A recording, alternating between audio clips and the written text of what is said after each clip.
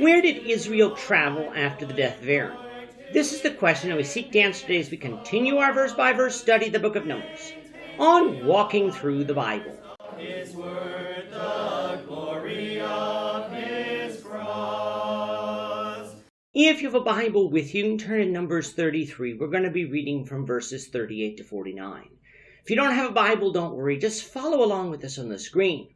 The version that we'll be reading from is the New King James Version. So, Numbers 33, beginning at verse 38.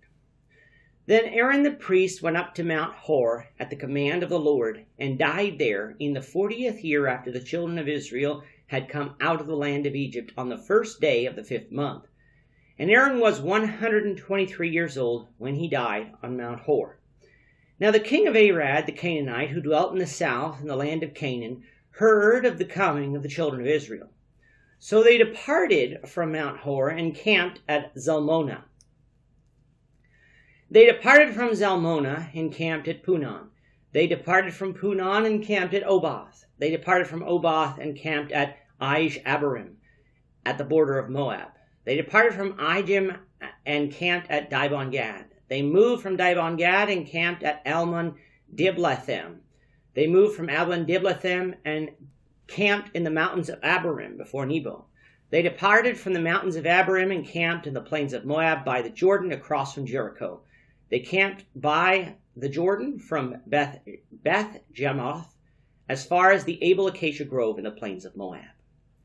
In this chapter, we've seen Moses giving the second generation of Israel that came out of Egypt a short history lesson as it concerns their journey from Egypt to the plains of Moab. We have separated this account into 3 lessons: Israel's exodus from Egypt to Sinai, the trip from Mount Sinai to Kadesh the first time, and then in this lesson, Israel leaving the region of Kadesh 38 years after their original rejection of entering the promised land and traveling towards the plains of Moab. From Numbers 20 and 21, we know why they traveled the way they did, because of their rejection from traveling the more direct route from Kadesh through the plains of Moab, which would have been through Edom and Moab. Because these 2 nations didn't allow their safe passage, Israel traveled south from Kadesh to Mount Hor, where Aaron died. We studied Aaron's death and the reason for it in Numbers 20. It is here that we learn that Aaron was 123 years old when he died, which would make absolute sense, since we know that Moses died a short time later at the age of 120, and from Exodus 7:7, that Aaron was 3 years older than Moses. That Aaron died at 123 also confirms the accuracy of the history here, and confirms that the 40 years of wilderness wandering included 2 years' travel from Egypt, as Aaron was 83 when he stood before Pharaoh in Exodus 7:7, and 40 years later he died at Mount Hor. It also indirectly tells us that since Israel spent their first year after Egypt at Mount Sinai, that it also took about another year to travel from Mount Sinai to Kadesh to spy out Canaan and then to reject entering the promised land. That is why in Deuteronomy, Moses is going to describe 38 actual years of wilderness wandering as a punishment for this rebellion, but here in Numbers, it is described as 40 years. Again, this shows us that studying names and places, even though they may have difficult names and sometimes be tedious, actually helps us answer the skeptic who claims contradictions concerning many of the dates and lengths of time given by Moses here in the Old Testament. If we didn't study these things, though, our faith might be shaken and our trust in the Bible be ruined.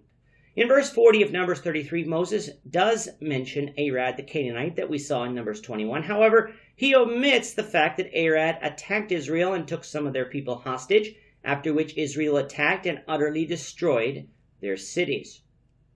Why did Moses leave this detail out? It is not important to us as part of this narrative. Remember, Moses is giving Israel an itinerary of their journey, not a retelling of their entire history. He leaves out the rebellion of Korah and the incident of the brazen serpent. He leaves out the fact that Edom and Moab rejected that Israel passed through their territory. When you retell something, you don't have to go over every minute detail every time. Moses here is again simply giving a summary. After dealing with Arad, Israel left Mount Hor and encamped in different places along their journey to the plains of Moab.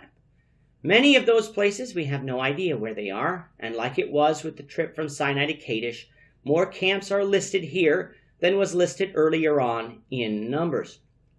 The only ones we've seen before are Obath and Ijah Abarim, the mountains of Abarim, and the finishing point, of course, the plains of Moab across from Jericho. Those other places are somewhere in between Mount Hor and the plains of Moab as Israel traveled south towards the Red Sea, and then east around the southern border of Edom, and then north around the eastern border of Moab before crossing the Arnon River heading towards the plains of Moab.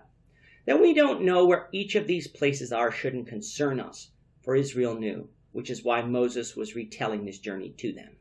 In our next lesson, we're going to start to see instructions given concerning the conquest, so we hope you'll join us for that discussion. With that, our time is up for today.